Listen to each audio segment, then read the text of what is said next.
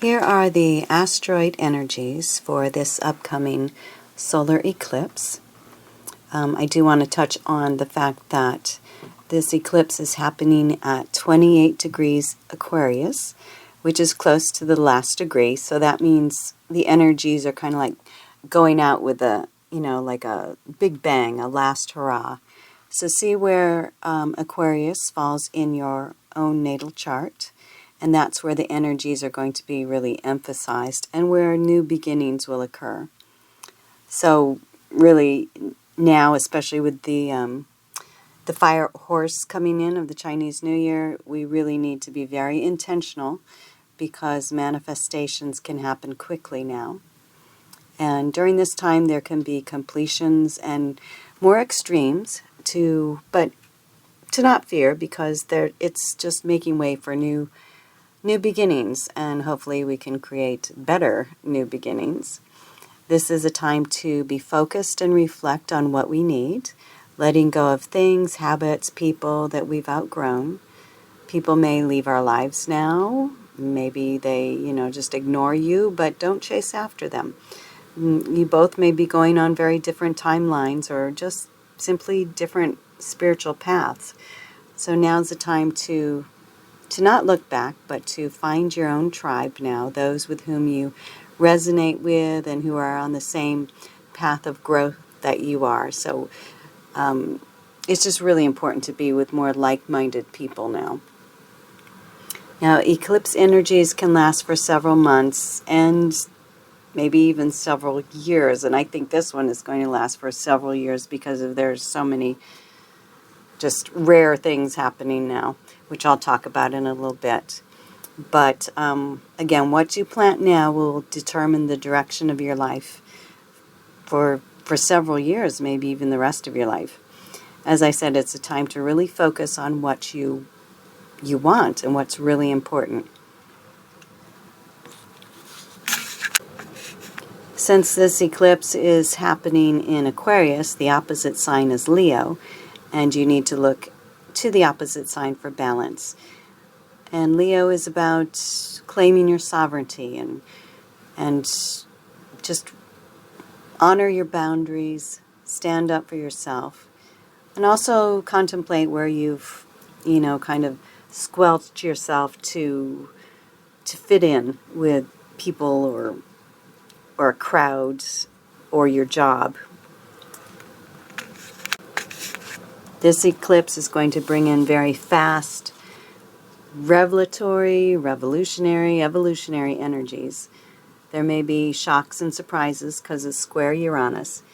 But because of this, as I said, you really need to focus in on what you really want in life. Now, Saturn and Neptune are conjunct at 0 degrees Aries.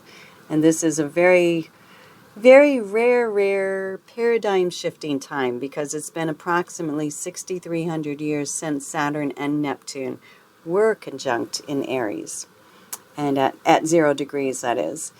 0 degrees is like, let's begin again. It's gone through the whole zodiacal wheel of 360 degrees. Now we're at 0, the 0 point. And Aries is the first sign of the zodiac. Again, boom. Bang, new beginnings. So, like I said, I keep saying it, but, it's time to really get serious. And Aries lends a get-her-done attitude, and Saturn, since this is in the conjunction, it's about getting really serious, being self-disciplined. When Neptune which was just recently, in Pisces, there was a lot of delusional energies, hence all the fake gurus and the spiritual grifters.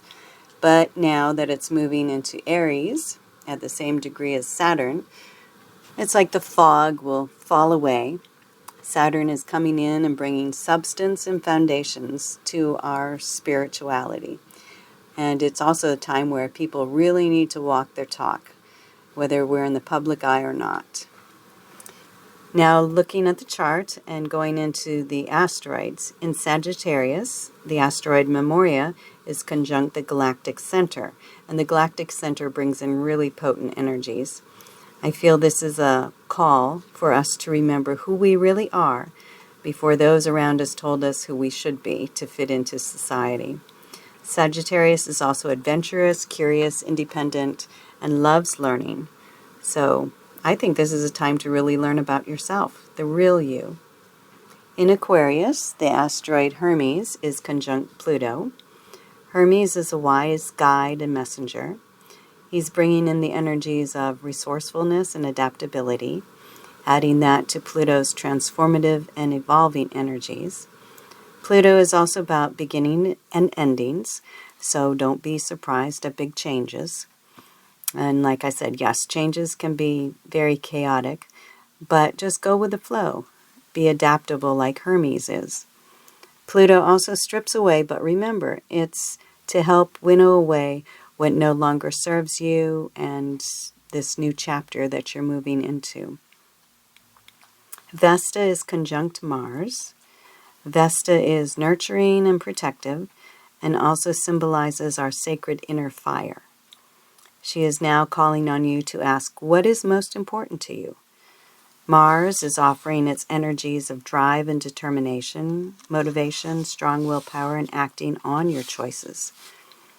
So this is, again, helping to cut out what no longer serves, well, your inner sacred fire.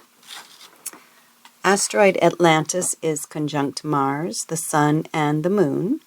Atlantis is often associated with improper use of technology, so perhaps this is telling us to be wise with how we use technology.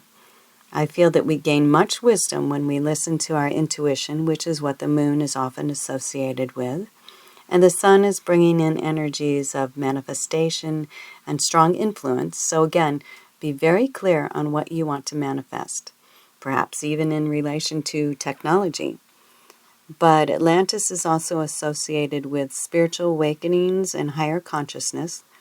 So choose your path and then use Mars's motivation and willpower to help you. The asteroids Pallas and Crantor are conjunct Venus and the North Node. North Node is where we're heading, what our purpose is. Venus is about harmony in relationships and love, and those are really wonderful things to strive for. We can achieve it, at least in our lives, which can then ripple out to the world. Crantor and Pallas are also lending their energies of sensitivity, nurturing, wisdom, strength. Pallas also brings in the ability to recognize patterns and seeing the larger picture. So it's my hope that more people will start to wake up and see through all the lies and deception that's going on. The asteroid Asclepius is conjunct the North Node and Mercury, so this eclipse is helping us achieve healing, transformation, and the ability to think more clearly. This is definitely linked to how our thoughts can heavily influence our ability to heal and transform. Thoughts become things. So guard your thoughts because manifestation abilities are really emphasized now.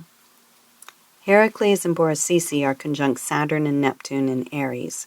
It's time to be your own hero, redeeming past actions, overcoming challenges, and living a more positive, soul-filled life.